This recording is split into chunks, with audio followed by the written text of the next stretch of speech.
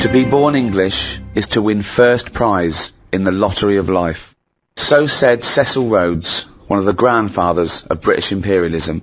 At its height, the British Empire ruled over 1/4 of the world's population and consequently exported Englishness to the furthest reaches of the globe. But what is Englishness? Is it stiff upper lips and fair play, village greens and tea and crumpets? And who are the English?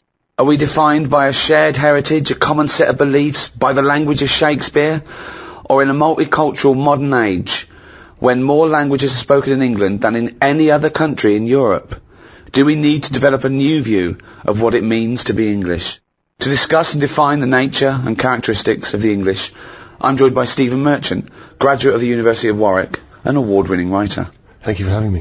And Karl Pilkington, a man who, by his own admission, didn't go to school, has no qualifications. Mention the head, talk about the head. I'm just trying to get to the point that he's not qualified in anything, or really has no authority in any subject, or hasn't got the right to it. Talk about the head. And he was known the world over as a man who has a head like a fucking orange. Right.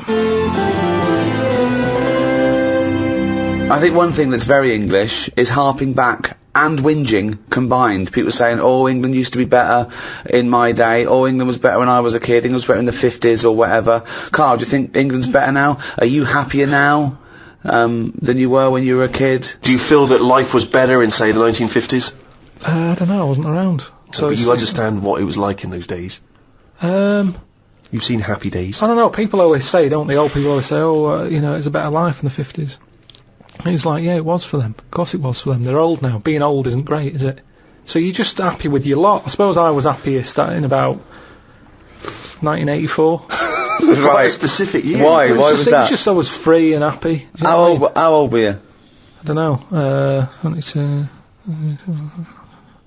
He's just counting on his fingers now. 12.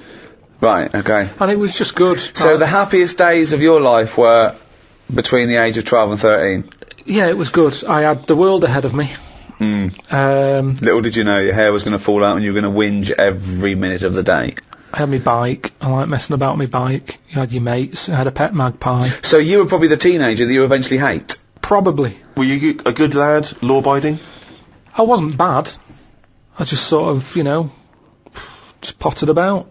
I mean, when people talk about what was on the telly back then, I don't have that much memory of it because I was always out. I was always playing out. What were you doing when you were out? Just playing about, just like on a bike or... Just riding in a circle endlessly Oh, through yeah. blizzards, I loved it. rain, sleet, Loved hail. I never seemed to be in. I was always... When everyone always goes, where were you when Band-Aid was happening? I was always out on my bike. And everything was like you and McGregor? A memory's always sort of like coming in for some orange and looking at the telly and seeing Princess Diana's getting married, and my mum says, have you seen this? And I'm going, oh, I'm going out on my bike. I was always doing that. The only time I was in the house...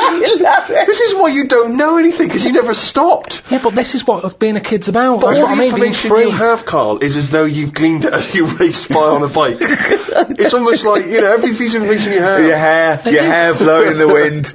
Karl, your hair will blow out one day. Oh, don't talk stupid, ma'am. So yeah, 12 to 13 was good. But you see... And it was all downhill from then, was it? 13 is your teenager then, aren't you? Life got tough. Yeah. How did it get tough? Just straight away when I was 13, my mum was like, you know, oh, it's your 13th birthday, you're a teenager now. Right. And she gave us a quid to go and get a cake to celebrate it. Went to the supermarket, got a cake, and I just thought, I don't like the look of this. Don't like the look of the way the future is here. On his 13th birthday! Well, you were buying a cake. What did you see at the supermarket? Just, it was kind of like, I don't know, I suddenly felt grown up. I didn't like it.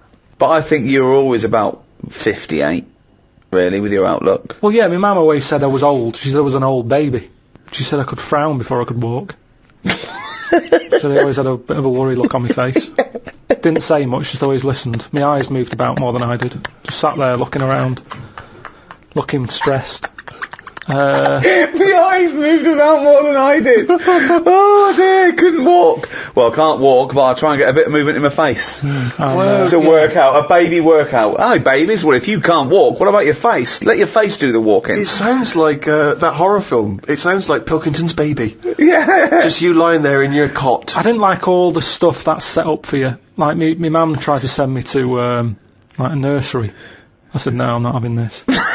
Just like that. I said when I'm older and I've got to go, I'll go, but let's leave out this bit. And she said, all right. She was, I love the fact that he could reason with her. I love him. He's 3 years old with a pipe. She's going, you're going to nurse. She goes, I think not, Mum. I mean, kids don't play out, do they?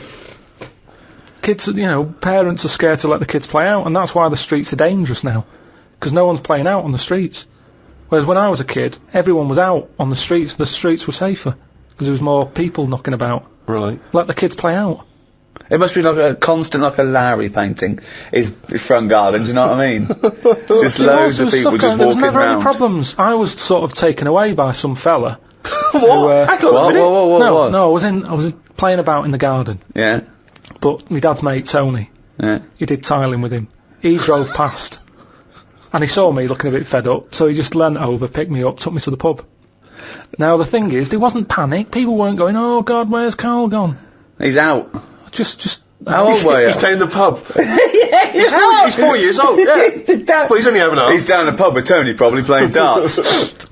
Yeah, I was about 3 or 4. Sorry, so some bloke drives by who happens to be a friend of your dad's, thinks that baby looks grumpy. Yeah. I'm taking him down to the pub. That's what it was Tony, like. you bringing a baby to the pub? Yeah, I might do, yeah, we're all bringing ours. Alright, see you later, mate.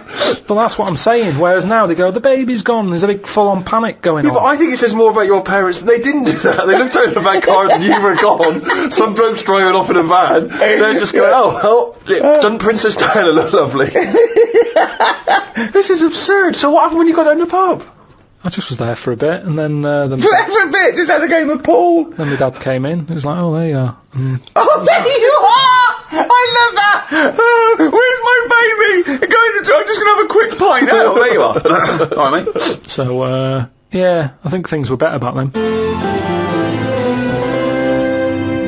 Rick, as you hinted at in your introduction, the idea of Englishness and England, it's quite a vague term, isn't it? You can play loose and fast with it. I mean, for instance, I was looking at some quotes about England, and John Major, former Prime Minister, he typified England as being a place of long shadows on county cricket grounds, warm beer, invincible green suburbs, dog lovers, and old maids bicycling through the morning mist. Very specific vision of England. But he never came to the estate that I was born on, or Karl was, you know what I mean? I think, I know of that. If we go for a walk around Richmond, we see people playing cricket on the village green, and it's lovely, but I don't know if it's typical. I mean, I don't know. I mean, I don't know where most people live. But in a it's way, probably that's 50-50, isn't it, in cities and in the country, but that's wealthy country. But interestingly, that's the vision of England that people like to subscribe to. When you buy your nan a box of biscuits for Christmas from Harrods, that's the image of England that's on the front. Why am I spending money at Harrods on my nan? Why can't I just, she's happy with sort of like broken custard creams. You've earned a bit of money now. Well, I know, but they don't need to know that. I mean, also, both my grandmothers are dead, so Sorry to brought that up. Well, no, but I mean, who buys who spends good money at Harrods on biscuits where she just suck 'em and eat the Garibaldis and leave I mean, I don't know why I'm wasting money on the elderly. I worry that you've taken that too literally. I was trying to get to making more of a point, like an analogy, but I mean, I don't shop at Harrods. Right. I mean, I might, get some Easter eggs. 2 days after Easter. Well, what do you think of this then? We were in Fortnum & Mason's after Christmas, and all the crackers were half price. Good idea. And there was a box of crackers for 500 quid, down to 250 quid. And I thought, right, that's got to be the best prizes anyone's ever seen. I'm going to get Cartier watches in these things. So we bought 250 quid. I thought, it's a bargain, it's half price. Got them home, pulled a couple, and there was a little notebook, right, that said wine notes.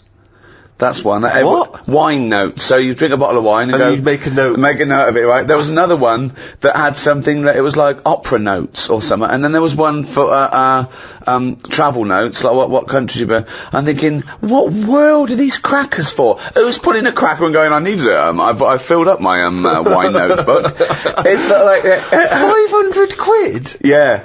I mean, for some little notebooks. Yeah, I mean, if you'd have paid 500 quid, I mean, I don't know who buys those. I assume they're for presents. And it's probably the absurd, cliched Toffington Englishman, Yeah. who has no sense anymore of what of any sense of worth of anything, and it's just a crazy, snotty-nosed inbreeding. There was a silver-plated like mussel, like the clam, the mussel, right?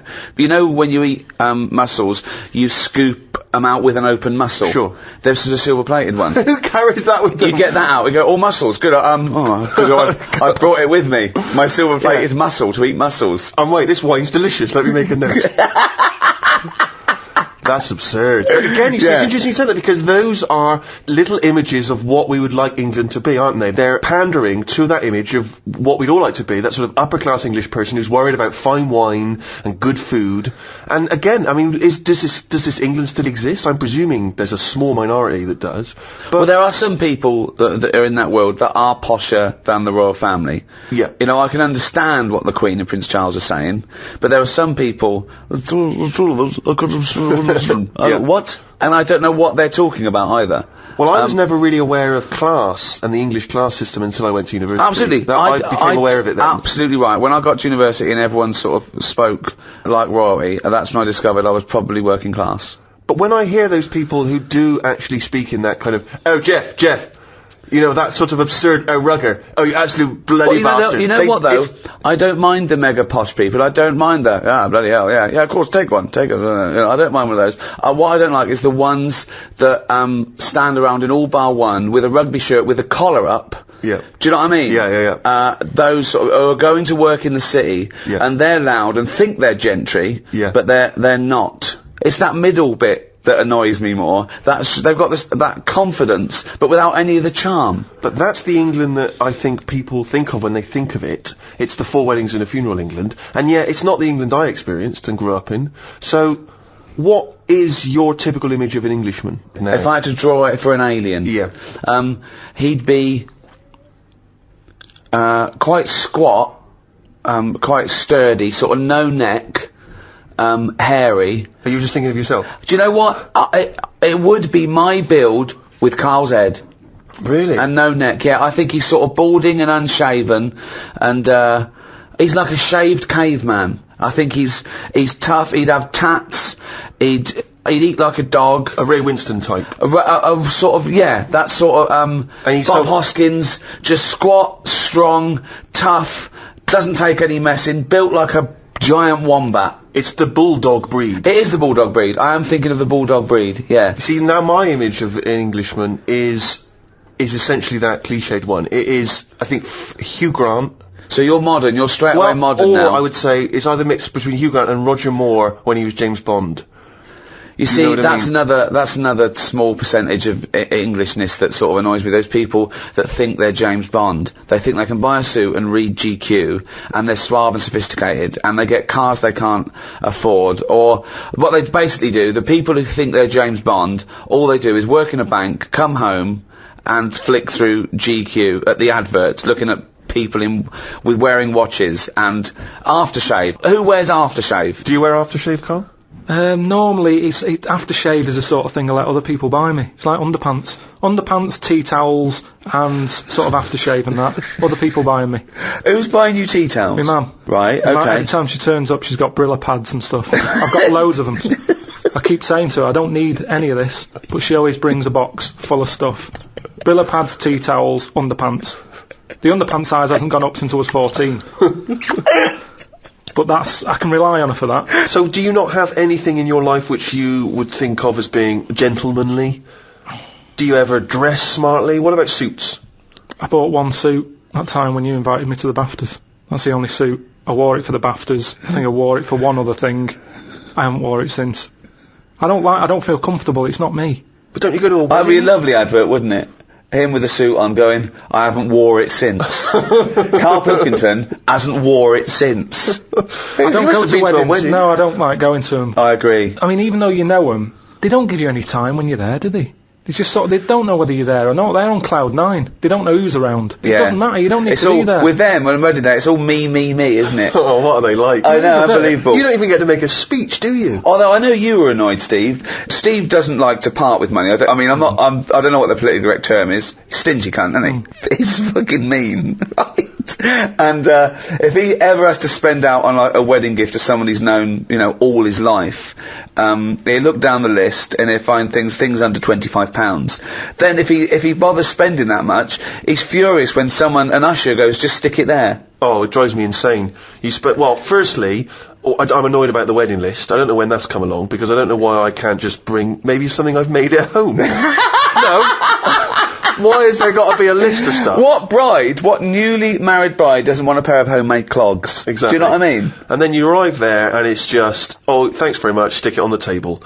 But saying that, I think people very much appreciate you being at their wedding. No, they do. They remember if you were there. No, they don't. They do. They don't. You don't get invited to weddings because you ain't got any mates. No, I've got to know enough people. Everyone's getting married. But they're always in the middle of nowhere. That annoys me when people say, come to our wedding. Yeah, fine, we're in Greece. Yeah. Well, no, down the road. I might make it down the road for the reception. Yeah. Go to what? You want me to book a holiday and come to your wedding? Well, the thing that drives me insane when you do go is when they put you on a table with people you don't know. Well, I've got all my mates there, and they put, because I got to mingle with some people. I don't care, I need these. But that's what I'm not good at, talking to people once. Talking to people who you don't know. No. What sort of stuff would you make conversation about at a wedding? I'd probably say, first of all, how do you know them? How do you know the people getting married? And then, like, you know, do you think it'll last? Imagine inviting Karl Pilkington to your wedding and going, where should we put him? Oh, I don't know. Is there a table for one? Oh, just you'd be on the table with the kids. Imagine being stuck with Karl Pilkington at a wedding. Yeah, what else? So you've asked them to think it'll last. They've gone, I'm sorry? Who are you? Karl Pilkington from Manchester. Right. Yes, we think it'll last. What else would you ask? So what's your next? You know it's going badly. They're sort of like looking down their nose at you. They're thinking, why did they invite this bald-headed scum? There's just the last wedding I went to. It's going back a couple of years, but everyone seems a bit snidey. Do you know what I mean? Because you've got a mixture of families there, haven't you? Yeah. And none of them really like each other. No. And I got stuck with an old fella who had a flatulence problem. That sounds fun. And then he went on to say it doesn't matter, the suit's hired. And it's just kind of... I'm gonna die! I just don't like him. I love it. He's basically saying at a wedding, it doesn't matter if I shit myself.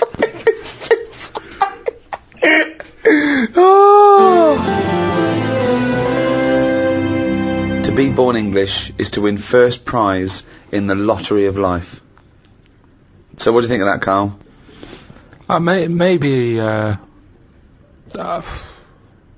Maybe it's that thing that I don't appreciate what I've got, but to me, being English isn't anything that great.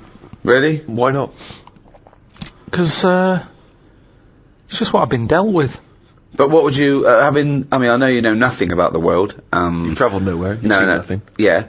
But if you could be any nationality, what would you be and why? Probably be Italian. Okay. Why? Well, just, I like the idea of it. I like Italians are alright. Where would you live? Rome? I probably wouldn't want to be in the middle of Rome. It's too much hassle. Have you been to Rome? Yeah, it's nice to visit and stuff, but it's just I wouldn't want to live there. You've got to get paperwork done and that if you just want to put a picture up, because everything's old. Everything's listed. He's only been Italian about 3 minutes and he's already slagging it off. He's already whinging. But I like Rome. Yeah. It's good. A lot of old stuff. Why have you chosen Italy? I'm interested to know why of all the countries you've chosen Italy. I was a late comer to pasta. But it's won you round. I like it now. It's like one of my favourite things I have. Which there isn't really anything like that in England. That even though well, except pasta. Pasta's almost exactly like it. Yeah, no, but we've got pasta. It's not ours though, is it? And we don't know how to eat it. What do you mean we don't know how to eat it? We do it all wrong. You stick it up your arse again. Look at me. I know how to fucking eat it. No, but what I mean is, if you saw a proper Italian and they saw what we did to pasta, they would not be happy. What are we doing wrong? Tell me what we're doing wrong. Well, I don't know that, otherwise we wouldn't be doing it wrong. How do you know we're doing it wrong? I've just heard we do it wrong. It's like how we have the coffee at all the wrong times. I ordered a cappuccino somewhere and the Italian fella said you shouldn't be having that now. It's a breakfast coffee. Yeah, it is, yeah. Before 12 o'clock, yeah. But I was having it at like 11:15 at night. Oh, it looks wow. Like well, that's absurd. How are you going to get to sleep with a lovely cup of coffee? Yeah, that's well, a I good don't point. sleep anyway, You shouldn't drink coffee anyway at night. There was cappuccino or frappuccino or mocha. Doesn't matter. Don't drink coffee after about 4 in the afternoon anyway, full stop. So, hang on, so you love pasta, but you're not eating it right, so you'd like to be Italian in order to be able to eat pasta correctly. even though you enjoy the pasta you What eat. do you feel being Italian is, and what's attractive It's to being... just very sort of, it's a relaxed lifestyle. Whenever you go to Italy, everyone's sat outside a cafe. It doesn't matter what sort of person Karl, you are. that's all you do now with your spare time is Yes, sit outside a cafe. But they get more respect over there for Why? it. It's like, it's okay to do that. There's older people sat outside cafes who do nothing. I and it's love the just fact that he they're wants to probably be retired. Italian so he can sit outside a cafe and get more respect than he does now sitting outside a cafe. No, but everyone's rushing about here. People have, like, colder coffee. They have frappuccinos here because they haven't got time to have a hot coffee. It's like they've got a coffee with ice in so I can neck it. Get it down my neck and get on with my day. Relax, enjoy your coffee. I don't understand the rush. You never enjoy anything. You said that you don't enjoy anything. You don't enjoy a coffee. When you're having a coffee, you're probably going, oh, I don't know if I can enjoy it yet, in retrospect. And tomorrow I'll go, I like that coffee yesterday. But the reason you enjoy Italy is because when you were there, you're on holiday. That's why you're able to chill out and No, relax. no. When you say it's old people sat in some little Sicilian village. Of course they got no money. Here, I went to the Salvation Army. Right. Why? Because it's nice. What do you mean? You can get toast and a cup of tea for £1. Go, you little skinflint. Right. You little roundy There's heady nothing Scrooge. skinflinty about that. That's just that should be the going rate, Steve. I'm surprised I haven't seen you in there, to be honest. But the thing is, Where is it? now, just near Camden.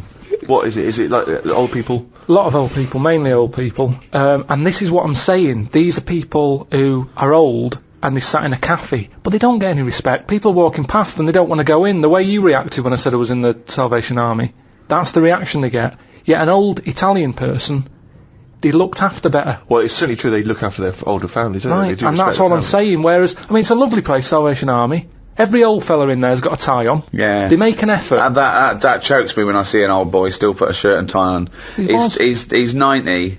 He's like been through hardship, and yet on a Sunday they're still shining their shoes, and you know what I mean. I mean, you sometimes can't even bother to put your trousers on a I Sunday. know. Well, I've got an elasticated waistband, Yeah. and they're still fiddling with braces and buttons. Yeah. So anyway, yeah, that's what I like about Italians and that. There's a lot of So you want to be respect. Italian because when you're old, you can sit outside a cafe and get more respect than you do here. Yeah, look at the old people in this country. They never look happy, do they? Really. Most of the time, when you see them walking around, they go to pot. No one's keeping an eye on them. Well, it's an important thing, isn't it? That my mum, this is when she was about 60, 65. There was a neighbour who was like 85, 90, and again completely alone. And my mum used to go on there every day. Do you want any shopping? Do it, right?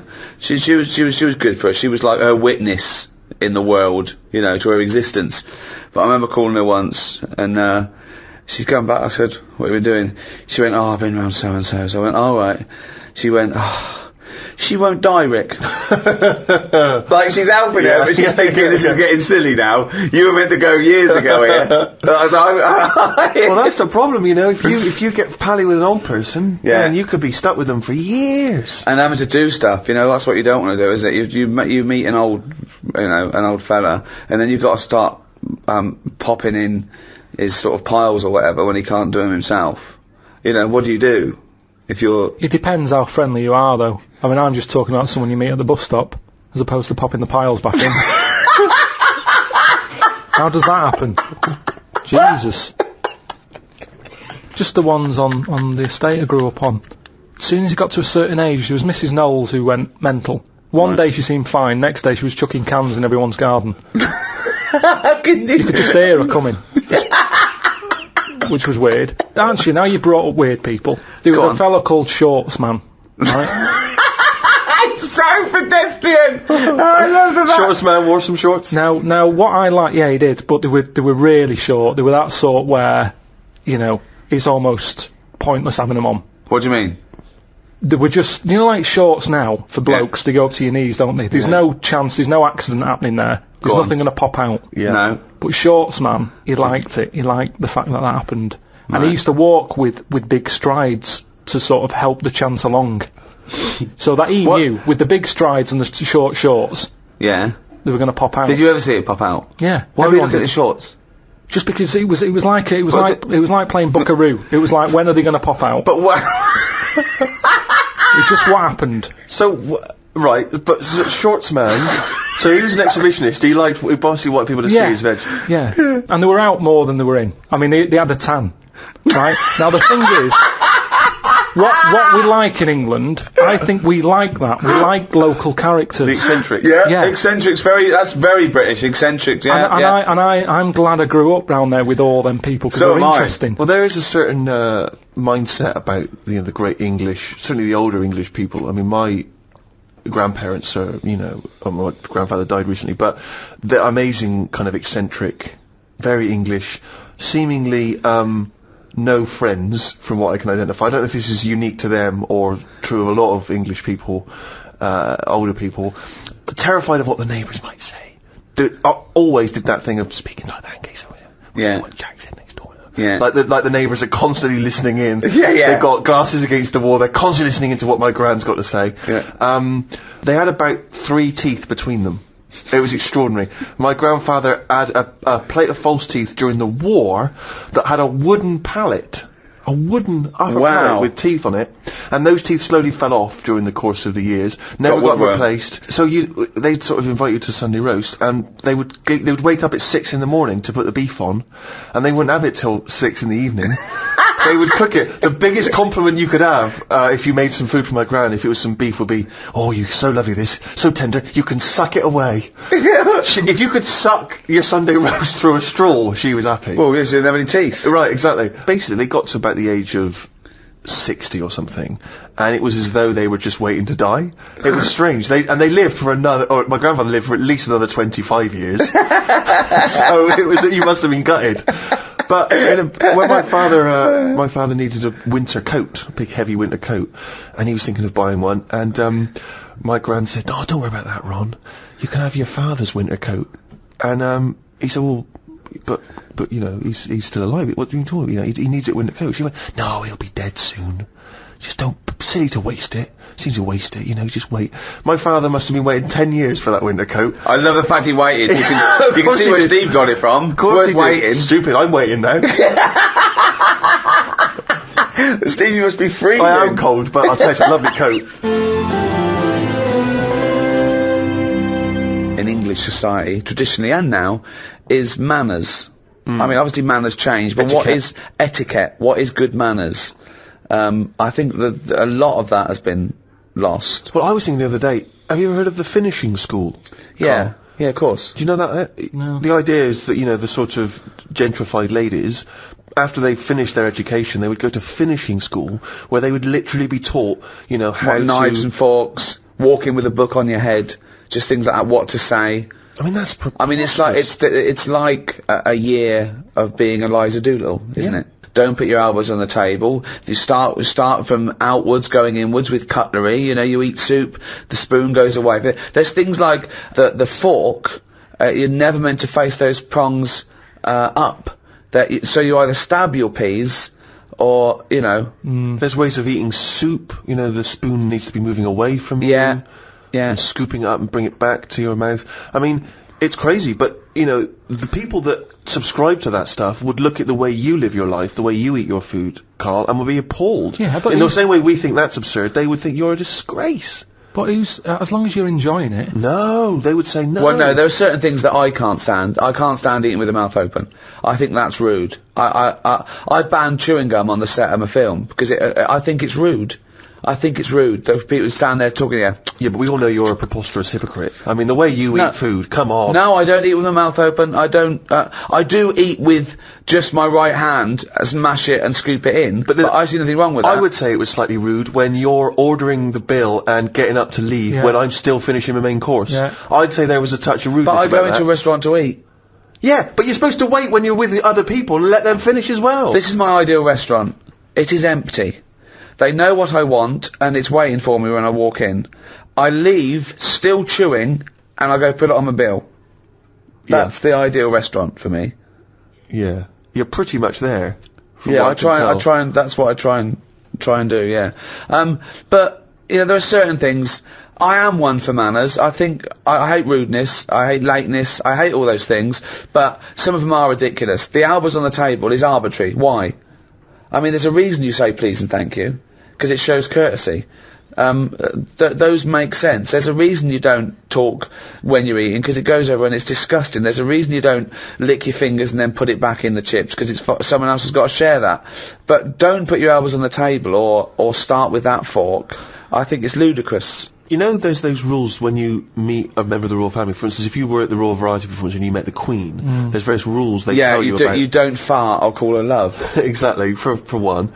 But also, you don't speak until you're spoken to. You have to do a slight bow. I was invited to the palace a couple of times. The first time was after the office sort of broke, and I got an invite, company of Her Majesty the Queen would like you to come to one of those dinner parties, and I know what you're thinking, why didn't you get one? Yeah, that's exactly what I'm thinking. Well, wait, I was a big shot quicker than you, because I was in it.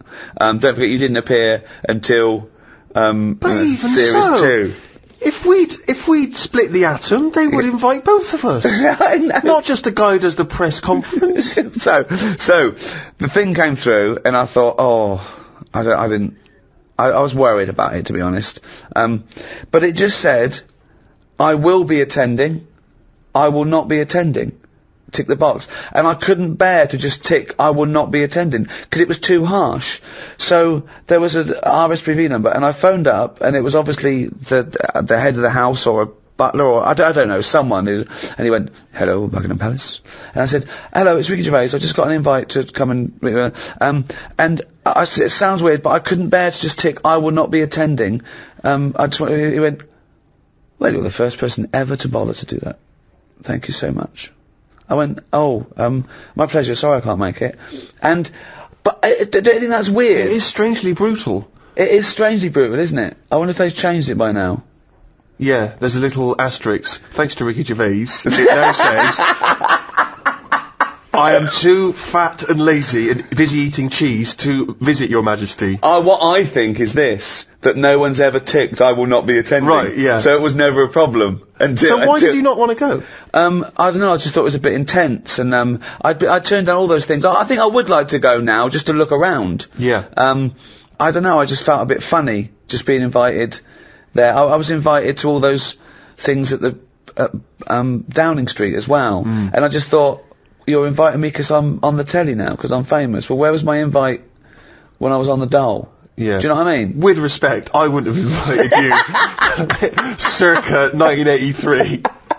No, I haven't got a problem with, going to Palace or, except I do have a problem with sort of being wheeled around as a celebrity. Because I used to think if I was ever invited to get given an MBE or a knighthood or something, I'd be like, nah, I'm not part of the system, I'm a rebel, I'm outside. Now I think it would be quite cool. Well, I only think it's a problem for a comedian, because, we're sort of meant to dish it out, and it's difficult to dish it out if you're being seen. What I do find weird is the idea of having to bow and scrape before people because I'm told to do that. Well, what I find is that idea of I'm obligated to be respectful to such a degree just because someone's the Queen. Like, obviously I'd always be respectful, but why can't I speak when she turns up? What? I don't understand. That's I find a strange idea. What would you say though? Well, I just say, honoured to meet you, Majesty. But I don't understand why I can't initiate that. Why? I find it I don't think weird. she'd mind that if you went. Honoured to meet you before she'd spoken. What she's going to say? She's going to go, cheeky cunt. I talks first, lanky. Karl, what do you think about all the pomp and circumstance around? It's all alien. It's not for me. I don't like that sort of. I try and not put myself in the same sort of circles as posh people, because it's just it's like a different club, isn't it? It's like I said to you about young people and old people. There's such a different life going on. They say like the whale and the hippo are related. You never see them together. And it's the same with really posh, well-off people and someone who's just getting on with their life. But I mean, that's the thing that's changed as well. The stiff upper lip thing, that's out of the window now. I mean, it's like everyone's got a new addiction. Everyone's, I'm addicted to drugs, alcohol. I'm addicted to sex. Not a problem, have a wank. And everyone's got depression now. Can you be addicted to sex if you're not getting any? Because if that's the case, then... Oh dear. Do you think there's a big difference, Karl, between the Englishman of yesteryear who didn't complain? I mean, he just got on with things. He might have whinged about the weather and the like, but he just got on with things. He carried an umbrella. Yeah. He Whereas didn't whinge about nowadays, anything. people are getting their Prozac and their antidepressant pills, they're going into therapy. Yeah, he kept out of stuff as well. There was a war in so-and-so. Alright. They come in this way. If they come over here, give them a slap. Why are we getting involved now in everything? Thoughts on that, Karl? It's news now, innit? Sometimes I think, don't tell me, don't want to know. Just get on with it. Whoever's job that is, get on with it. Yeah. Why am I being told about it? When I've got a problem in my job, no one else knows. No one helps me out and goes, well, I've got an opinion for him. No. This might help him. No one helps me. But I'm being bombarded by everyone else's hassle. They love talking, actually. That's what the English do. Talking, but they never finalise it. They love just being in the meeting room, talking, saying, yeah, we could do this, we could do that. I'm the only one in that room not getting paid. Everyone else is on a wage. I'm there looking at my watch, thinking, right, I've been here for an hour and nothing's been sorted. They're looking, thinking we can drag this out for another half hour, get us to lunch. That's what annoys me. They're all sat there just pushing bullshit around the room like dung beetles. I'm sick of it. And that's what the English do. And it's a shame, because I don't think we used to be like that. I wish everybody just sort of kept to themselves more. Like, you know, certain animals do. Just get on with it. It's like an old-fashioned way. What animals keep Well, themselves? any animals keep themselves themselves. Like what? I've said loads of things. What animals keep themselves? Badgers. Why do they keep themselves? No, they just, whenever you've seen them just sort of wandering about a roadside, they're on their own. Right. They're not sort of... What are they doing? In pairs. I don't know. Most of the time they're dead. I've seen more dead badgers than alive ones. I've never seen a live badger. I don't know what his point was. So that's why they're one alone and two getting on with it. That's love it. Most of the time. It started off as some kind of poetic analogy. I don't know what that was. Most of the time. I just, Oh God. I like this thing of the Englishman I knew growing up, was, you had to, when you hit a certain age, when you hit like manhood or puberty or whatever, 13, 14, 15, you had to start showing your mettle. Then, the most important thing then was to, the worst thing to be growing up was gay. That was like, you couldn't be gay. It couldn't be gay. Anything but gay. And then you had to be hard. You had to be tough. I remember, right, when I first started going to pubs, right, so I don't know, say 18, you walk into a toilet, the urinals, and the first thing everyone did was fart and gob. Yeah. That was it, right? Yeah, If you couldn't do that, then, you get funny looks. You know, you go in the urinal and they'd look at you and go, oh, sorry. It was all about, being a man. You know. I think wearing glasses makes you slightly exempt from that. It's like you don't have to... People automatically dissociate. It's like if I was in prison, I wouldn't have to do that because I'd just be the professor. Yeah, do you know what I mean? Exactly, or brains. yeah. I would. Yeah. I wouldn't need to be part of it. I'm never a threat because I never look like I'm going to be a tough guy. So consequently, I live in this sort of parallel stratosphere where I haven't got a piss and gob. Yeah. has that got more popular? Yes. Has it? Yeah. There's a lot more people gobbing? doing it in the streets now. Really? It's like avoiding... Not in Hampstead. It still is, you know. When I walk The only here, person gobbing in Hampstead is me. Jane says, don't gob. People are looking. Well, it is. It's your trail that I'm seeing then. It's like a load of sort of washed up jellyfish in London. Just big blobs of it. I mean, I don't know how they're coughing this stuff up. I mean, they shouldn't still be alive. Some of them have, like, organs in them. It's just big lumps of stuff. I mean, that list of idyllic, antiquated England of, tea and cakes and cricket, I mean, is valid. But I think the things that sum up Englishness, I mean, talking of the weather, I think drinking, war, we love a ruck. Yeah. We're built on war. We're a warrior race. We're pretty good at war. We are good. We used to be good. I don't know Yeah, if we no, are we're very anymore. good. We're good. We're very good. I mean, I think we reached our peak with Churchill. That's probably our greatest hour. Our finest hour. According to him. Yeah. Well, he should know he was there. He should know. And he'd like to drink, didn't he? He loved a brandy. He's not afraid of a drink. He'd get pissed up, and no wonder he'd fight him on the beaches. He'd fight him anywhere. Yeah. See, there's an example of a posh bloke. It was like I was saying, he'd lead you into battle. He'd have a weapon too. He'd go in there. He didn't sit back. I mean, when he was old, he did. But nothing wrong with being posh if you're willing to go and, you know, get stuck in. What do you think, Karl? Is it as scary though? I mean, imagine if he was rougher sounding, and he was on the front line. And, like he went, you fucking little cunt. I'll fight you on the beach. Look, see me down in Brighton Monday. I'm gonna fucking smack your head in, you little fucking German cunt. Like that, you mean? Yeah. It's less of a morale boost. Well, that's the other point of one, isn't it? That those speeches were for as much as morale as information and defiance. You don't want to feel like the leader of your country could glass you if you got on the wrong side. No, exactly. It's got to be rules under war, hasn't it? I mean, that fair play has got to come into it as well. Talking of the English sense of fair play and war, when the crossbow was invented, a lot of people wouldn't use it. They said it was unchristian. So our soldiers sort of resisted it. So Europeans got this thing that needed no skill, and it was shooting these bolts, and they could reload quick, and versus our bowmen. What do you think of that? What do you think of going, oh, it's cheating, we won't use it, but having a disadvantage? That's honour, isn't it?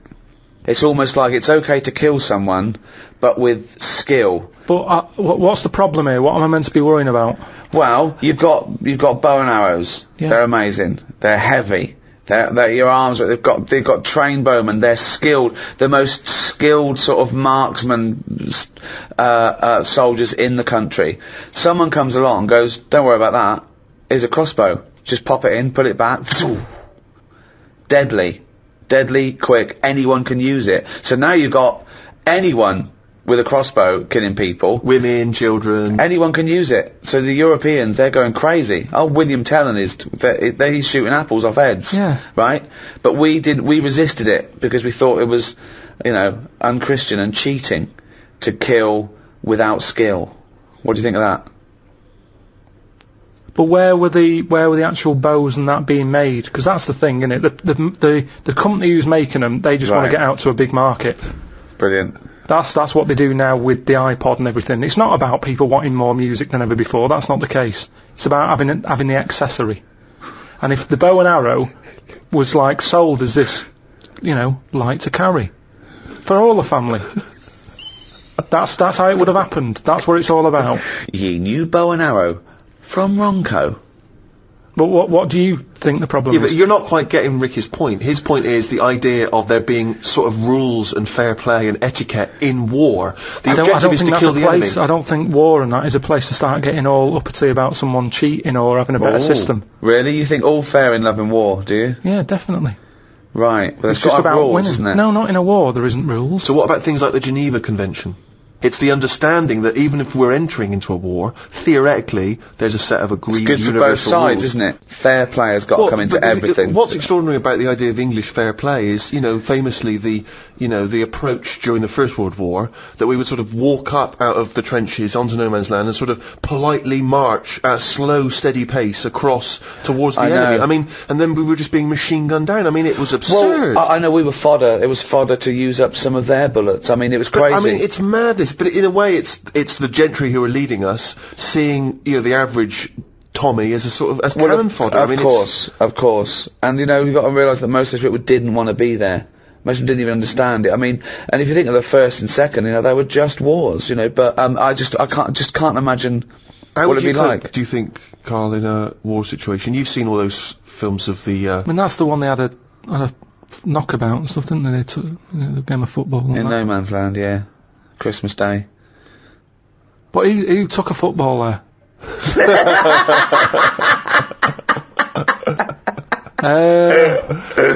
If I was on the front line, I would not be getting out the rule book. I can tell you that much. I'd be going mental. Are you saying there should be some rules or no rules? I mean, you've got to have some rules, otherwise it's just going to be like Grand Theft Auto, isn't it? I'm just going to go about battering everyone. Yeah. And you soon get bored of that. Mm. So I think you've got to have some rules. Right. Which rules would you repeal that already exist, that you don't like? It's a shame you can't tip as much as you used to be able to. You mean in a restaurant? No, just when you're getting rid of a mattress or something. So fly tipping, you'd like to see more fly tipping. What do you mean? This is something so personal, he's fed up, he had to take something. No, it's just that they used to put stuff outside the house, and just like, you had mattresses, you had sideboards, sewing machines. The thing is, it was a good way of recycling. Now, they say recycle, but we're not recycling, it's just being put in a bin. So you'd like to see more fly tipping?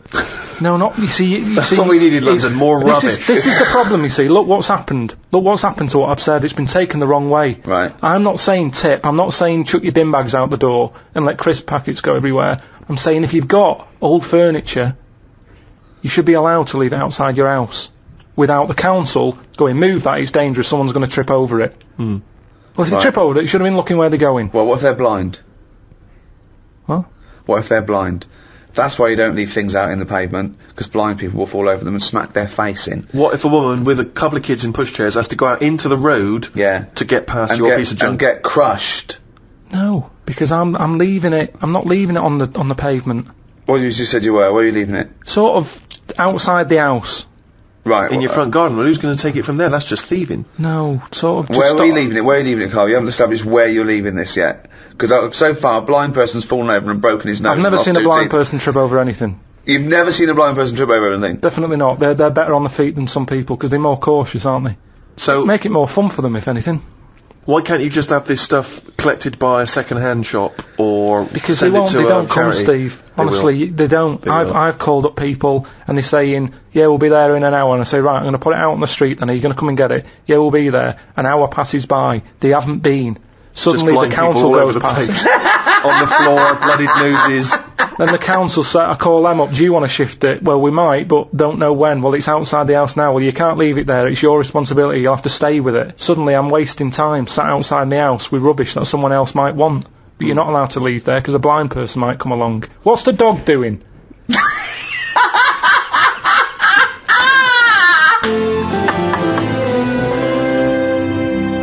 What do you make of St. George, the patron saint?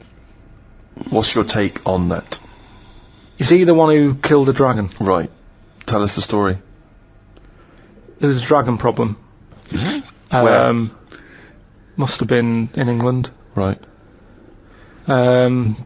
George took it on. He took on the job. He was like a rent-a-kill. He came out. The interesting thing with him is, right, he was a hero then. I honestly think if he did that now, there'd be an uproar.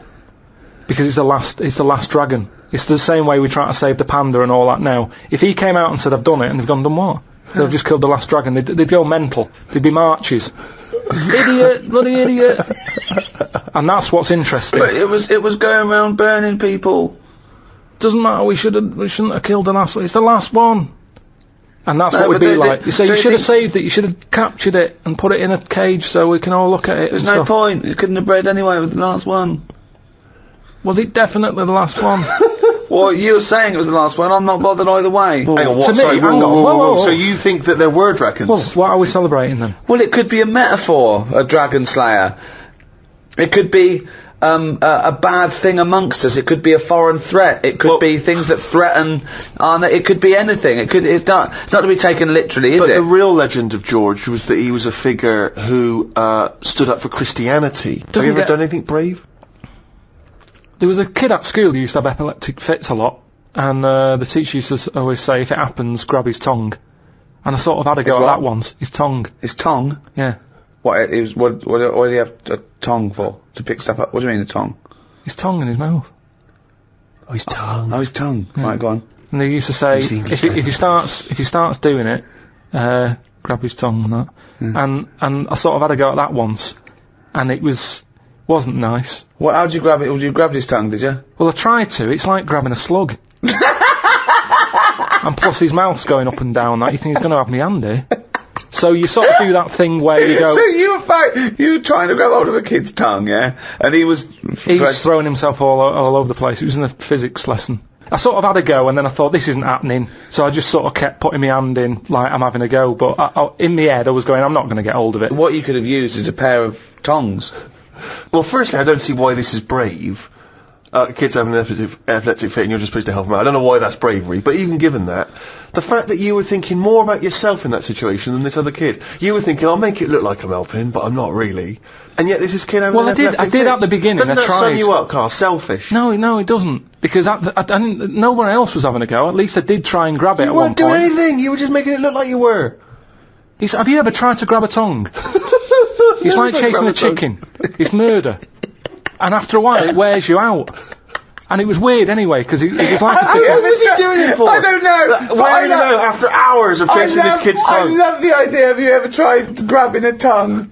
It's a valid question. I love that he's annoyed. He's annoyed that this poor kid's having a What was your technique? Were you trying to grab it just with your thumb and your finger, like a pincher thing? Yeah. But it was because his mouth's going down and. Was he shouting or just? No, just throwing himself around. So that's your one attempt at bravery.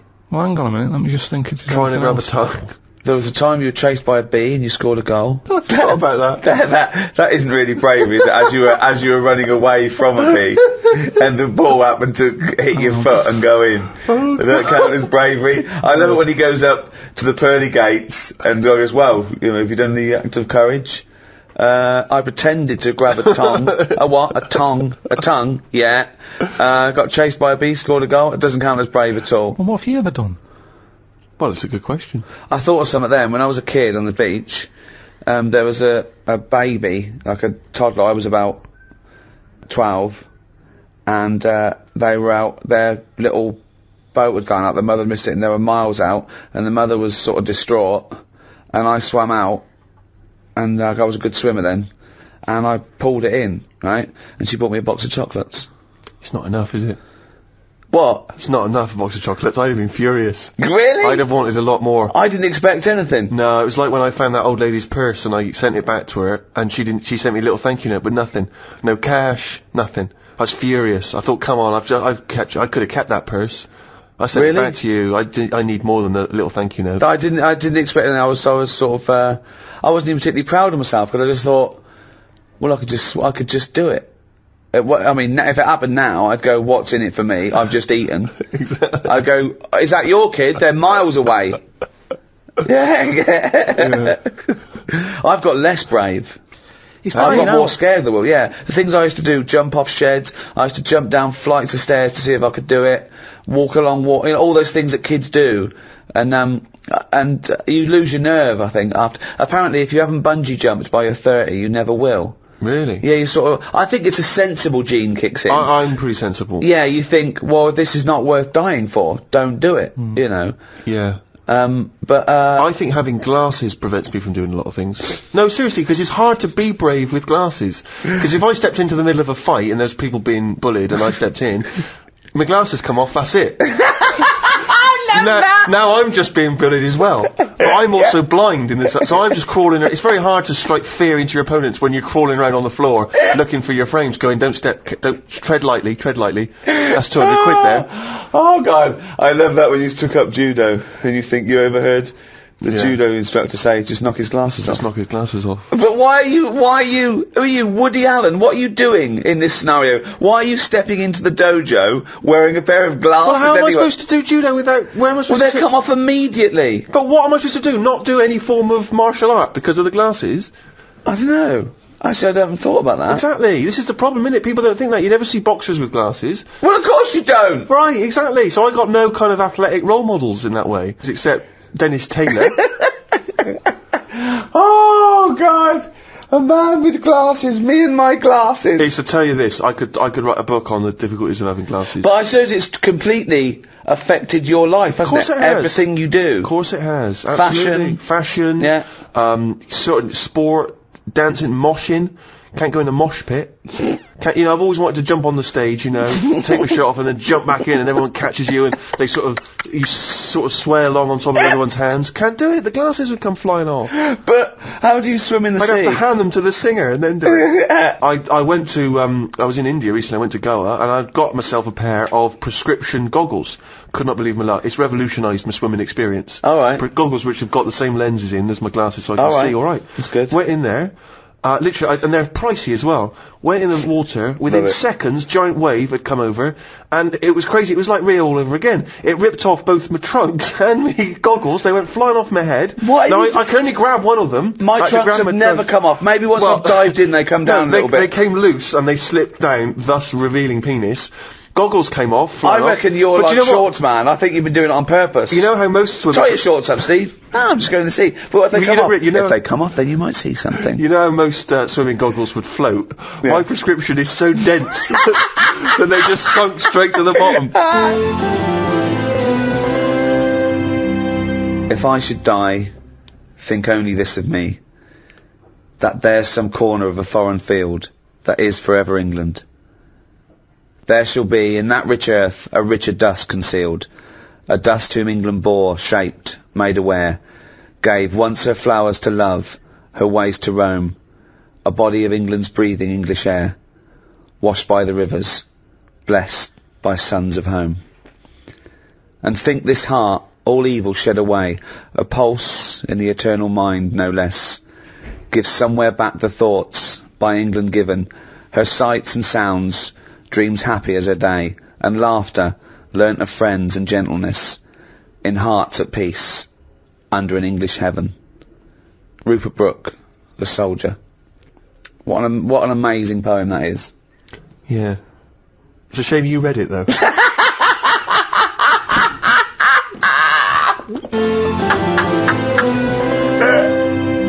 Thanks for listening to the Ricky Gervais Guide to the English. That's it for a little while.